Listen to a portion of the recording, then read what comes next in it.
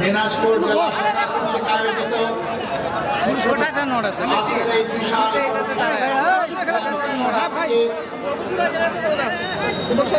বাংলাদেশ সম্মানিত আমির জনাব অধ্যক্ষ আনিসুর রহমান, বিশেষ অতিথি বাংলাদেশ জামাত ইসলামীর কেন্দ্রীয় নির্বাহী পরিষদ সদস্য সহকারী সেক্রেটারি জেনারেল জনাব মৌলানা আবুল হাসান মোহাম্মদ আব্দুল হালিম, অন্যান্য বিশেষ অতিথি এবং অতিথিবৃন্দ, বন্ধু সংগঠনের সম্মানিত নেতৃবৃন্দ,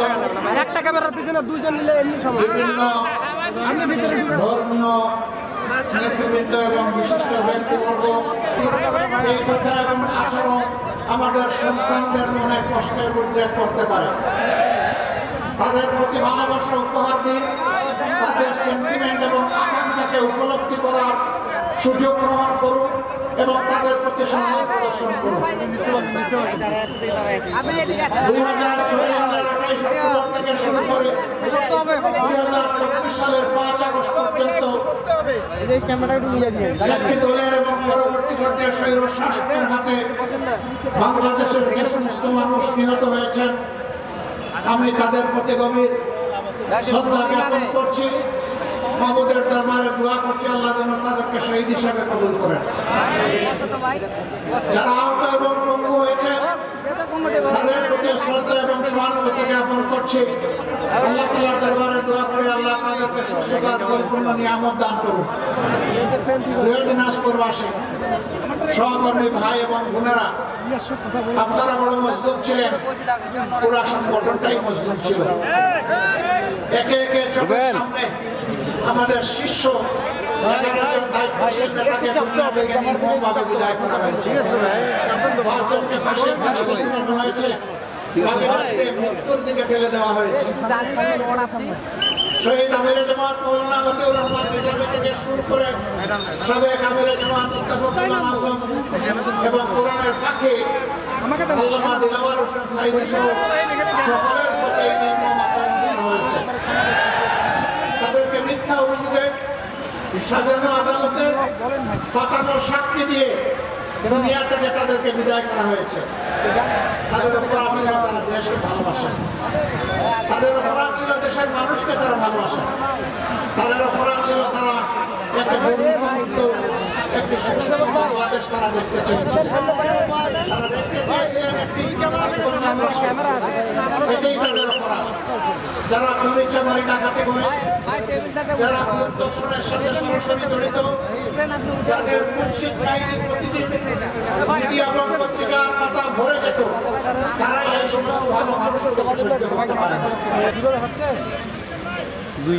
তাদের এই অবস্থা কেন হয়েছিল আমি আগেই জবাব দিয়েছি।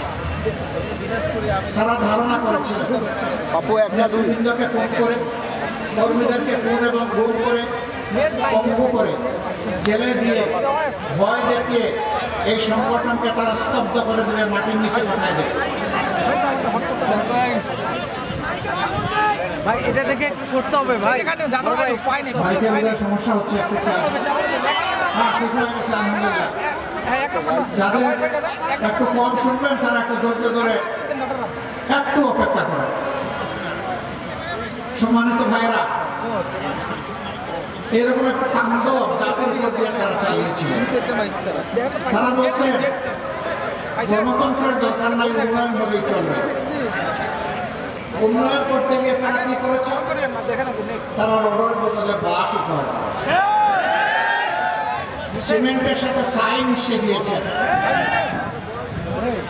বাংলাদেশ থেকে লক্ষ কোটি টাকা, 26 লক্ষ কোটি টাকা চুরি করে বিদেশে পাচার করেছে। অন্যায় যখনই করেছেন, অন্যায়ের প্রতিবাদ আমরা তখনই করেছি।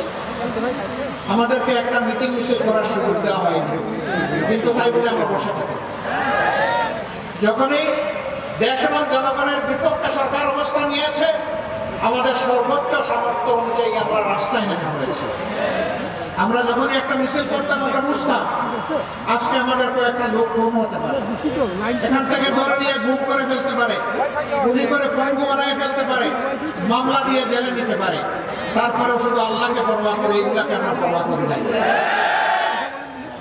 আমরা বাংলাদেশের মানুষের সাথে ছিলাম, যেখানে খরা দুর্ভিক্ষ, যেখানে বন্যা খাওয়া, যেখানে বিভিন্ন ধরনের প্রাকৃতিক বিপর্যয় এসেছে, একটা মজলুম সংগ্রাম হয়েও সবার আগে মানবিক দায়িত্ব পালনের জন্য আমরা আমাদের ভাই বোনদের কাছে পৌঁছে গেছি। আমরা চেষ্টা করেছি পুরো 15.5 বছর জুড়ে আমরা এইভাবে চেষ্টা করেছি।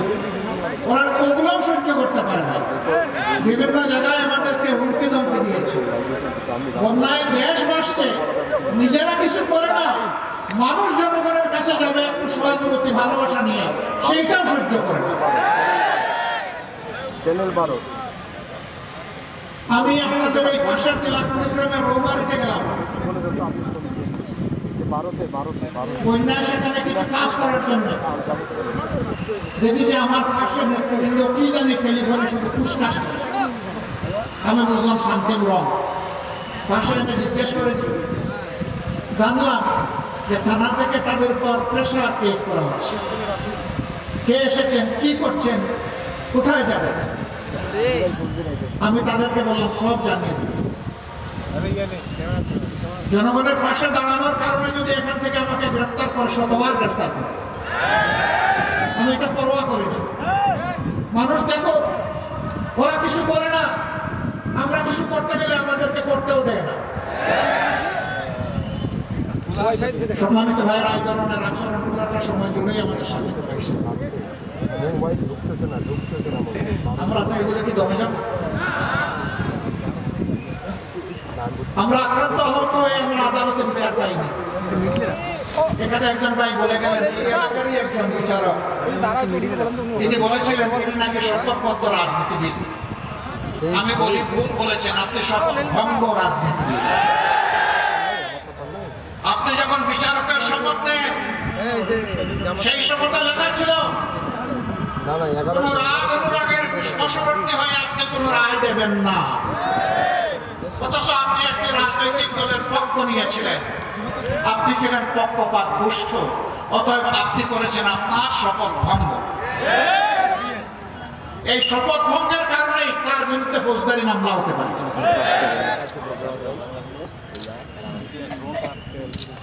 এইভাবে তারা বিচার বিভাগকে ধ্বংস করেছে, নির্বাচন কমিশনকে বশীভূত করেছে, গোলাম বানিয়েছে। বাংলাদেশের মানুষকে তারা চেয়েছিল তাদের গোলাম বানাতে।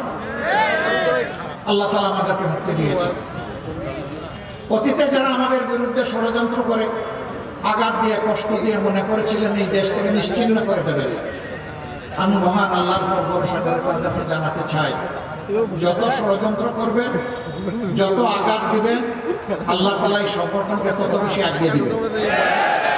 কারণ আমরা মানবতার জন্য কাজ করি। আমাদের একটা মানবিক হৃদয় আছে, হার্ট আছে। এখানে একজন হিন্দু ধর্মের সম্মানিত নেতা ভাই, একটা কলেজের তিনি অধ্যক্ষ ছিলেন, তিনি বলেছেন এমন একটা বাংলাদেশে আমরা বসবাস করতে চাই যে বাংলাদেশে আমাদেরকে আতঙ্কে থাকতে হবে। আমি তাদেরকে বলি, তারা আতঙ্ক মুক্ত বাংলাদেশ দিতে পারবে সেই দলটাকে খুঁজে বের করবে।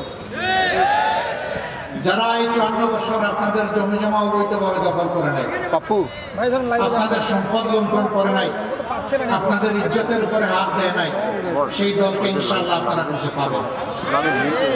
একটু বিবেক দিয়ে, বিবেকের চক্ষু দিয়ে দেখলেই পেয়ে যাবেন। আমি খুব দূরে যাব না, এখন তাকে মাত্র 6 মাস পিছনে যাব। 5 আগস্ট এই দেশে একটা যুগান্তকারী পরিবর্তন হয়েছে। কেউ বলছে গণবিপ্লব, কেউ বলছে গণ অভ্যুত্থান, যে যেভাবেই বলো। আমরা প্রথম দিন থেকে সচেতন ছিলাম, একটা কুচক্রী মহল, বরাবর যাদের খাসলত খারাপ, তারাই আবার সমাজে একটা বিশৃঙ্খলা সৃষ্টি করতে পারে। এই জন্য আমরা আমাদের প্রিয় সহকর্মী এবং দেশবাসীকে আহ্বান জানিয়েছিলাম, অনুরোধ করেছিলাম মেহরবানি করে ধৈর্য ধরুন, শান্ত থাকুন, শৃঙ্খলা প্রতিষ্ঠায় সহযোগিতা করুন। এর আগে ওবায়দুল কাদের সাহেব কয়েকবার বলেছেন, আওয়ামী লীগ ক্ষমতা থেকে বিদায় নিলে তাদের রাজনৈতিক প্রতিপক্ষের হাতে 2 দিনের ভিতরে, ক্ষমতা থেকে পালানোর বা বিদায় নেওয়ার 2 দিনের ভিতরে তাদের 5 লক্ষ নেতাকর্মীকে খুন করা হবে। তাদের 5 লক্ষ নেতাকর্মী খুন হয়েছে, 550 5 জন।